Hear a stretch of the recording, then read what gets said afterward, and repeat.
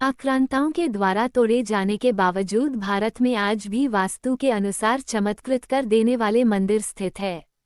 उन्हीं में से एक है भगवान शिव को समर्पित तंजावुर या तंजौर का बृहदीश्वर मंदिर, जिसे बड़ा मंदिर कहते हैं। भारत की मंदिर शिल्प का उत्कृष्ट उदाहरण है तंजावुर स्थित बृहदीश्वर मंदिर। इस भव्य मंदिर को सन 1987 में यूनेस्को ने विश्व धरोहर घोषित किया। राजाराज चोल प्रथम ने 1004 से 1009 ईस्वी सन के दौरान इस मंदिर का निर्माण कराया था। चोल शासकों ने इस मंदिर को राजराजेश्वर नाम दिया था, लेकिन तंजौर पर हमला करने वाले मराठा शासकों ने इस मंदिर का नाम बदलकर बृहदेश्वर कर दिया।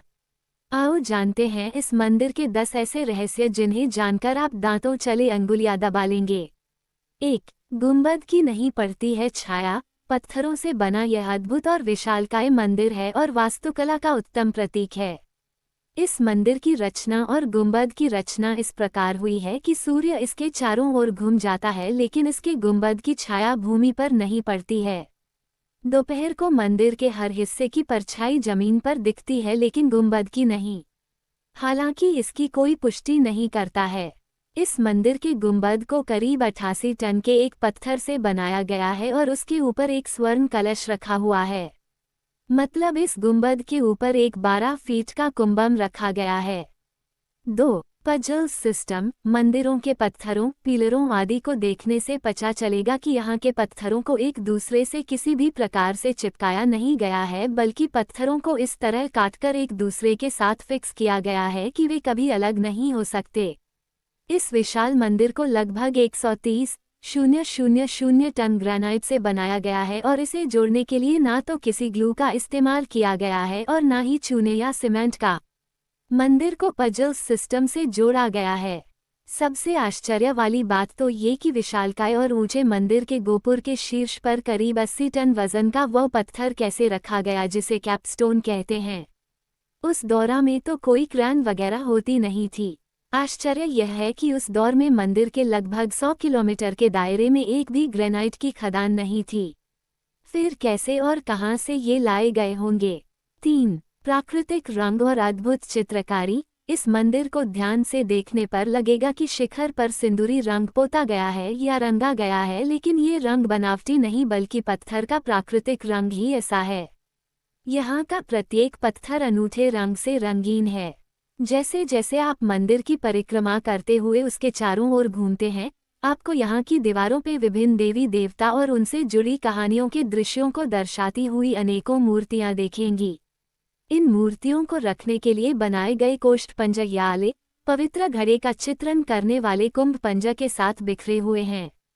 माना जाता है कि इस मंदिर के भीतरी पवित्र गर्भगृह के प्रदक्षिणा मार्ग की दीवारों पर पहले चोलकालीन चित्रकारी हुआ करती थी, जिन्हें बाद में नायक वंशियों के समय की चित्रकारी से अधिरोपित किया गया था।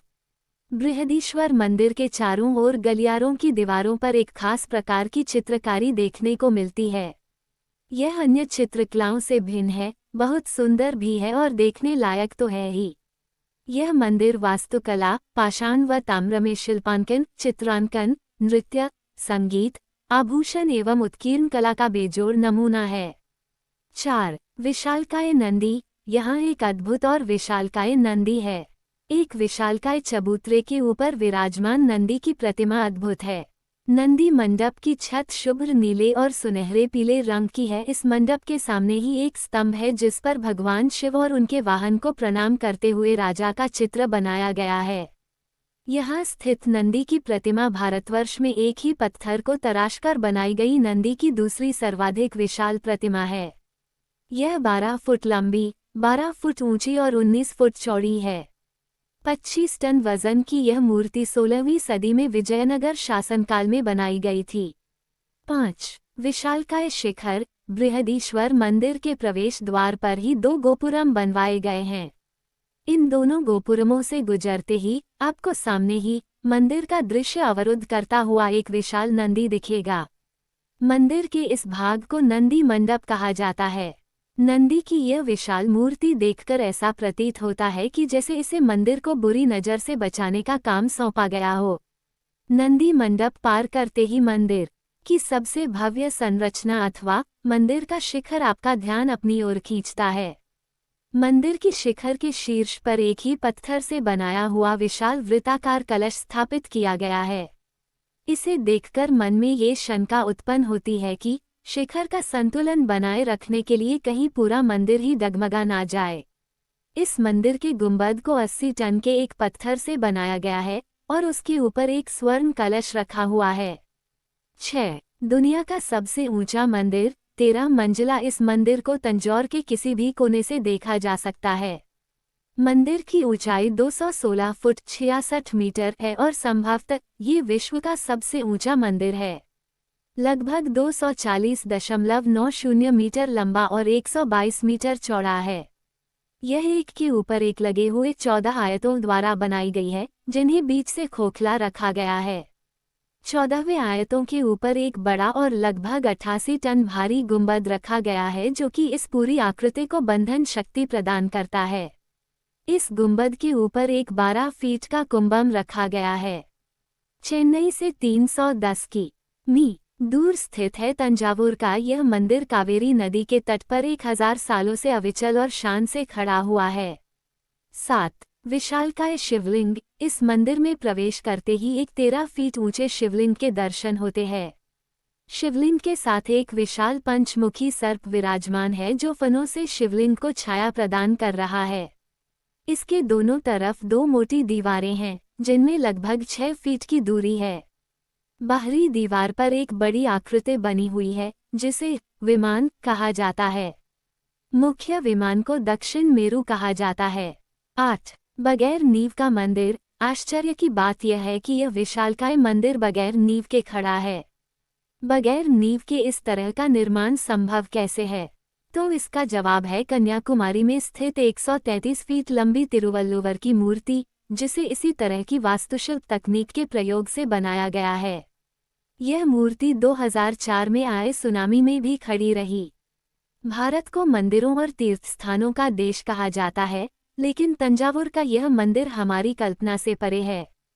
कहते हैं बिना नींव का यह मंदिर भगवान शिव की कृपा के कारण ही अपनी जगह पर अडिग खड़ा है। 9. पिरामिड का आभास देता मंदिर। इस मंदिर को गौर से देखने पर लगता है कि यह पिरामिड जैसी दिखने वाली महाकाय संरचना है, जिसमें एक प्रकार की लय और समरूपता है जो आपकी भावनाओं के साथ प्रतिध्वनित होती है। कहते हैं कि इस मंदिर को बनाने के आइडिया चोल राजा को श्रीलंका यात्रा के दौरान तब सपने में आया था जबकि वे सो रहे थे। 10. उत्कृष्ट शिलालेख। इस मंदिर के शिलालेखों को देखना भी अद्भुत है। शिलालेखों में अंकित संस्कृत व तमिल लेख सुलेखों का उत्कृष्ट उदाहरण है। इस मंदिर के चारों ओर सुंदर अक्षरों में नक्काशी द्वारा लिखे गए शिलालेखों की एक लंबी श्रृंखला देखी जा सकती है। इनमें से प्रत्येक गहने का विस्तार से उल्लेख किया गया है। इन शिलालेखों में कुल 23 विभिन्न प्रकार के मोती, हीरे और माणिक की 11 किस्में बताई गई हैं। उम्मीद है कि आपको ये जानकारी पसंद आई होगी। अगर आपको वीडियो अच्छी लगी हो तो वीडियो को लाइक करें और चैनल को सब्सक्राइब करना ना भूलें।